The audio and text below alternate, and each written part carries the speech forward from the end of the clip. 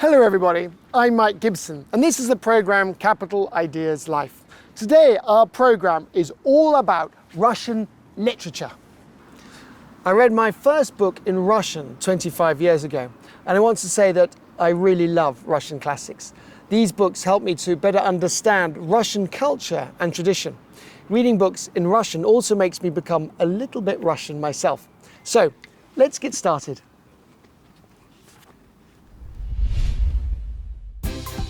Today on the program, the International Literary Festival, Red Square. Peredelkino is a one-of-a-kind writer's town with no equivalent in the world. Joining us as a guest is one of the most published modern Russian writers, the popular Yuri Polyakov. So we've arrived at Peredelkino, the legendary village of writers that appeared near Moscow in the 30s. This is a unique place that plays an enormous role in the history of Russian and world culture. It is said that there is no equivalent of this writers' town anywhere in the world. The idea of establishing a place where writers could compose their pieces in the romantic atmosphere of Moscow's suburbs originated with the famous Soviet writer Maxim Gorky, an idea which was supported by Stalin. And by 1935, the first 30 cottages were built in Peredelkino. Soon, the first residents, the most famous and talented writers of the Soviet state, moved in. Behind me is the house museum of the Russian writer Boris Pasternak. It's here that he wrote the very famous novel Dr. Zhivago. It is a beautiful and tranquil place. Boris Pasternak was one of the first to receive a new dwelling. This wooden two-story house with a rounded facade has not changed since it was built. Here, the world-famous writer and winner of the Nobel Prize for Literature lived for over 20 years. Next to his house are several other writers' villas and house museums. Oh, here's another. The House Museum of Bulat Akujava, over there.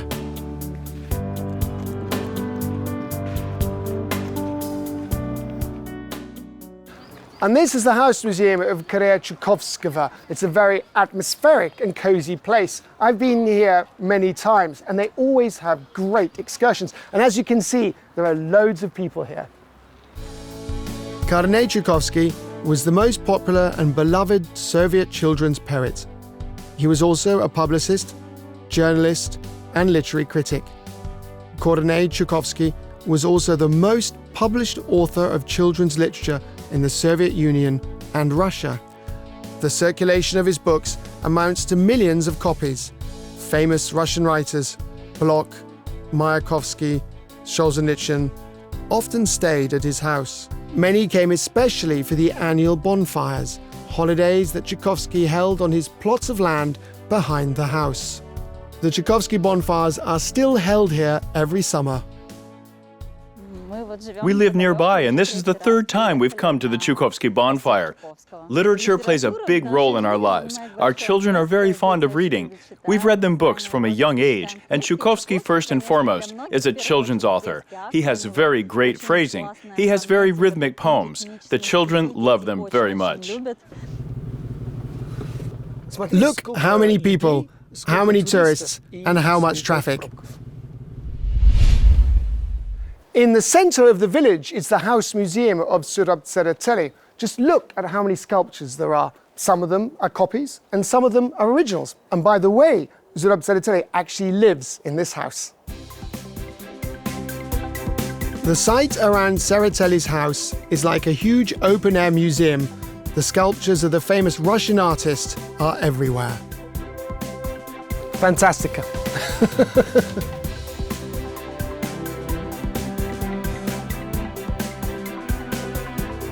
We were lucky enough to catch the famous sculptor in his home. Zurab Tsereteli personally greeted our film crew. It's so beautiful here. It's like a fairy tale. I'll feel like I'm having my second childhood. It's really beautiful. It was Madame Léger, who lived here before me. She invited me. I came. I didn't even know where Peredelkino was. That's where I stood. The servicemen were sitting here, an ensemble, playing. Then she called me. She said, "Sit down. When I pass away, I will leave this to you." Do you have any favorite sculptures here? They're all my favorites. Ah, they're all your favorite. Despite the fact that people of various professions now live in the village, for many people Peredelkino, just as in the old days, remains the village of writers. Oh, hello, Yuri Mikhailovich. Nice to meet you. Well, this is how an ordinary Russian writer lives. It's a super place. Yuri Polyakov, born on November 12, 1954, one of the most read Russian authors, a writer, poet, publicist, and playwright. In 1981, he defended his PhD thesis on frontline poetry. His novels and novellas have become classics of Russian literature. 100 Days Before the Order, District Scale Emergency, The Paris Love of Kostya Gumankov, Apophagy, A Kid in Milk, Love in an Age of Change, and many other works by Polyakov have recently been republished in a 12-volume collected edition. For 12 years, Yuri Polyakov has headed the literary newspaper. Today, he is chairman of the National Association of Dramatists and an active member of numerous councils that define cultural policy in Russia. Yuri Polyakov is a Cavalier of the Order of Friendship, the Order of Honor, and the 3rd and 4th Class Order of Merit for the Fatherland. 3rd class. The work of Yuri Polyakov, poet, writer, playwright, and screenwriter, is well known to several generations of Russians. He is widely cited and well known. His plays are often staged in theaters, and films have been made based on his scripts. Here in Peredelkino, in the town of writers, with his family, he's lived for more than 20 years. There was nothing here but ashes. A cottage burned down, and I was offered, as one of the few writers who were earning decent money at the time, to take this plot. So we built this house here. And since 2001, we've lived here permanently. We don't live in Moscow. Yuri Polyakov is personally involved in the landscaping of the site. He plants trees and tends to the plants. That must be a lot of work, huh? It's a big job, but it's somehow discreet, because you sit at your desk, then you go out and dig around for an hour or two. A special pride of the owner is his Russian bathhouse. It's called an anteroom. Very cozy. I really like your plate collection. We have a lot of plates, both in the house and here. That's what my wife and I buy. Whatever city we go to, we buy a plate. This unique collection of decorative plates is over 30 years old. Here's Vladikavkaz. I had many shows at this Russian theater, and we used to go there often, too. By tradition, every Saturday, Yuri Polyakov, with colleagues in his literary circle and close friends, have a so-called writer's bath. But we have such a wholesome bathhouse. I mean, we don't drink while we're steaming. We drink afterwards. And there's a little plunge pool. I like it very much, very cozy. And this beautiful house, Yuri Polyakov built for his daughter Alina and her family. For the last few years, Alina has been helping her father with his literary work. Like a grandfather or a father, Yuri keeps some distance. That is, he's not the kind of grandfather who will go out with his granddaughters on the playground. But it is very interesting to go to museums or to events or travel, because Yuri is always happy to share the knowledge he has. The life of a writer is a struggle, and with himself, and with the reader, and with critics, and with competitors. But it's very interesting. Yuri Polyakov's literary talent was revealed when he was still in school. His first poems were published in 1979 in the newspaper Moskovsky Komsomolets. This determined the choice of his future profession. But poetry did not bring his long-awaited popularity, and Yuri Polyakov began to try his hand at prose, critique, and journalism.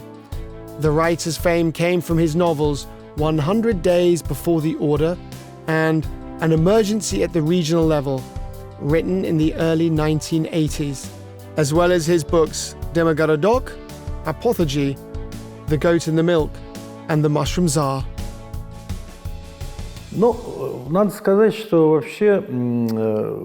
I must say that, in general, writing ability, a person either has it or they do not.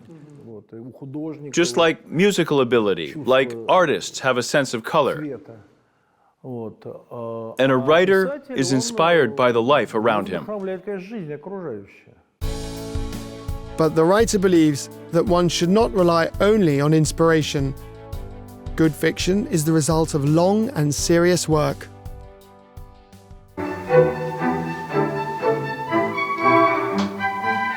New novels, novellas, and screenplays are born in this workroom, surrounded by books, paintings, and a countless number of diplomas and awards. The author usually writes in the morning to classical music. This chair is very old. It's over 30 years old, but it still stands. It's been repaired a couple of times, because sometimes an unexpected thought occurs, so you jump in the chair. Not every chair can take it. Yuri Polyakov no longer imagines any other life than here in Peredelkino. He says he writes well here, but still he has to travel to Moscow. In the city of his childhood, he often meets with readers and presents new books. One of the last meetings was held at Red Square during the International Book Festival.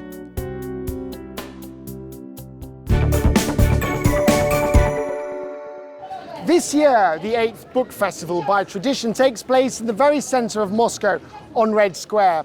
The main literary festival of the capital lasts for 4 days. It unites writers, poets, publishers, librarians, actors, musicians, and of course, thousands of readers.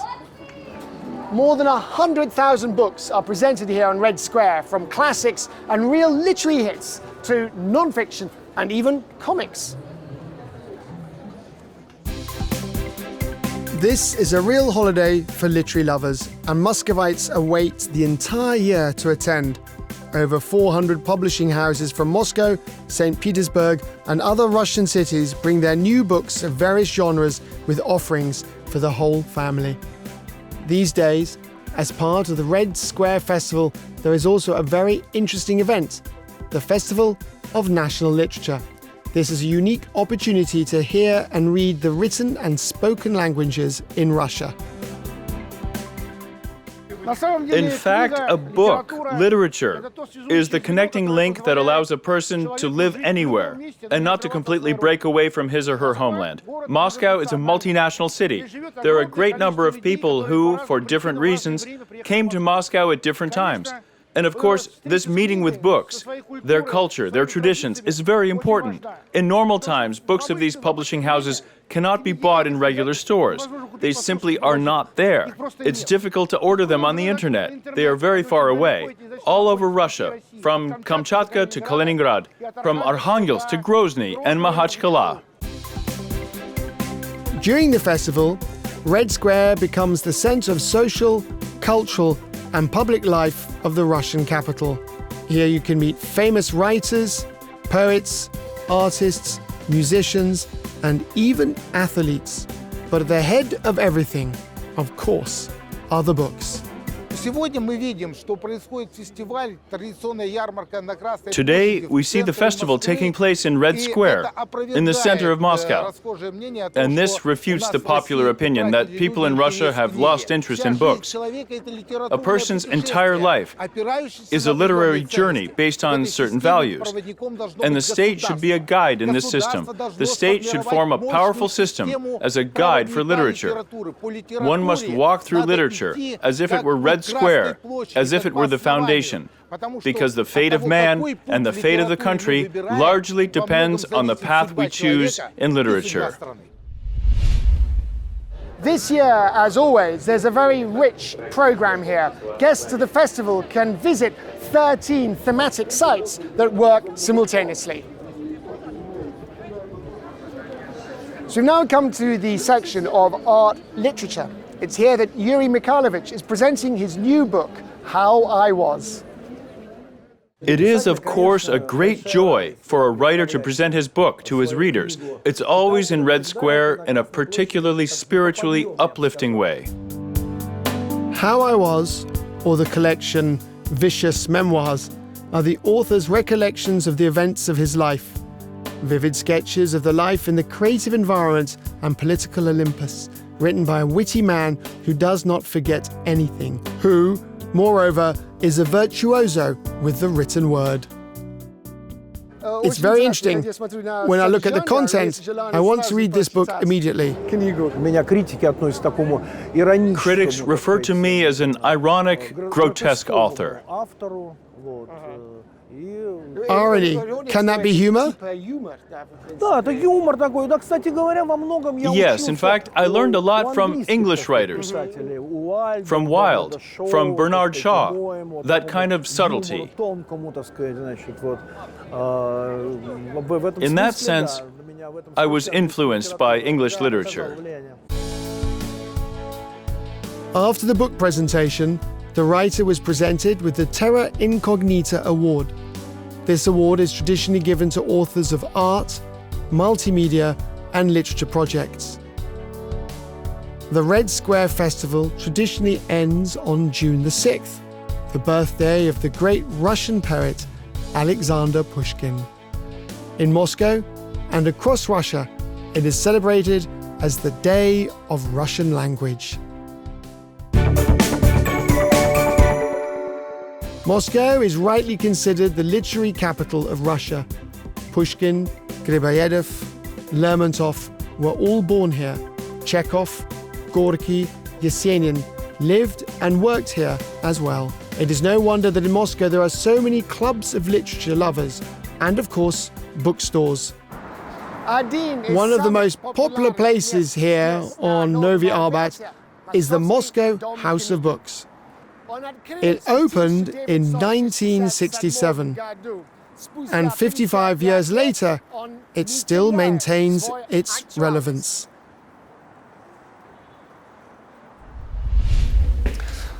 I love Moscow bookshops. They have a special atmosphere. I can spend many hours in the store. Look at how many wonderful books there are. The assortment of the main bookstore in Moscow was selected a year before its opening. Only the best and most well-read librarians and salespeople were hired. Even today, you can find virtually any book here, however rare. And the staff is always friendly and ready to help. We can be brought here in the morning and picked up in the evening. This I support. Everyone has different sections. We'll be walking around for a long time, picking and choosing, running to each other, shouting, "Look what I found," and run all over the store like that. We always have an active trip to the bookstore. For me, it's just a quiet place to just read a book and relax. I came here a lot after my granddaughter was born. And for example, today I chose this book. It's Permyak. I enjoyed reading it myself. For a child, what is important? That the texts are short, that there's a dynamic development, that the texts are kind, that they teach good lessons. That's why, before you buy something, there's a long, long walk around. There are special navigators in the House of Books. They help you find the right book. Let's see how it works. I want Gogol. The right book is on the second floor, room 14. That way.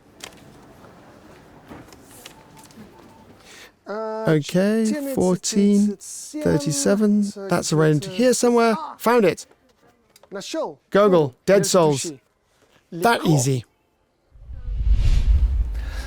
In the bookshop, there are special stands of top sales. It's very interesting to find out what Muscovites are reading in English. Ooh, Master and Margarita. This is one of my favorite authors. Childhood is the birthplace of the heart. Whose words? I think they're mine. Although I may have encountered them elsewhere, taught to me. I forgot, and now I remember. There is a long tradition in the House of Books that authors arrange presentations of their new books.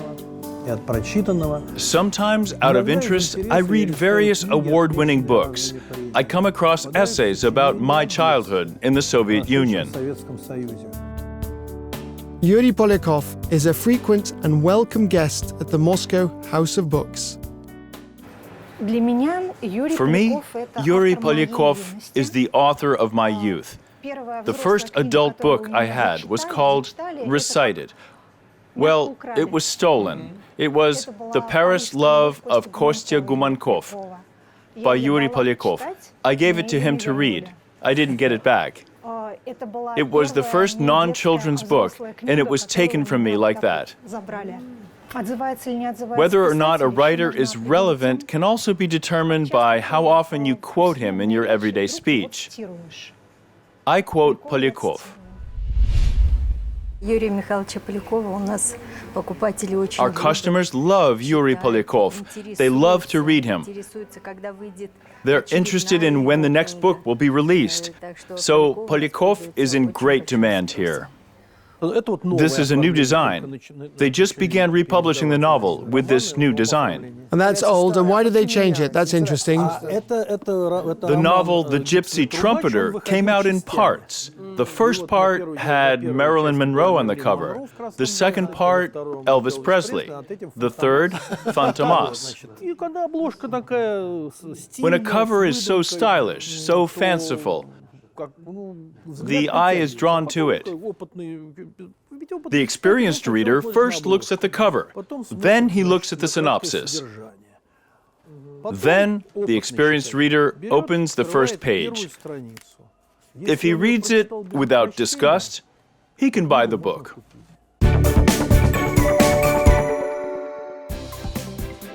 Yuri Polyakov also works extensively for the theatre. He is one of the leading contemporary Russian playwrights. His plays and prose dramatizations are staged in Russia, the former Soviet states, and abroad. 7 plays based on his works are currently running in Moscow alone. Sometimes they forget that performances are staged plays, and plays are written by the writer. The director is really secondary. The text is primary. It's just that in the 20s, theater began to develop as a director's monopoly. In fact, theater is a genre of literature, and it's not how it's spoken from the stage that matters. It's what's spoken from the stage, what you wrote. Many plays by the playwright have been part of the contemporary repertoire for years and even decades. For example, Homo Erectus has been performed at the Theatre of Satire more than 400 times. But the absolute record is held by The Goat in the Milk, which played at the Ruben Simonov Theatre with full houses 560 times. When leaving me, my ex-wife mentioned that it was a purely Russian tradition. The Tsar cannon that doesn't shoot, the Tsar bell that doesn't ring, and poets who don't get published. Yes, everything's bought and paid for. Yes, we're the victims. That's who we are, guys. I have a poem about it. Want to read it? I'd rather not. Come on, Dukhov. And I've never been published at all. I don't know, Dukhov. What you have to write these days to be heard and read, I just keep bearing my cross. In 2022, according to polls conducted by the Russian Public Opinion Research Center, over 92% of Russians regularly read books. Literature in Moscow and in Russia is not just a way to spend time or gain new knowledge. It is part of culture and a moral foundation that shapes the personality of the individual and the entire nation.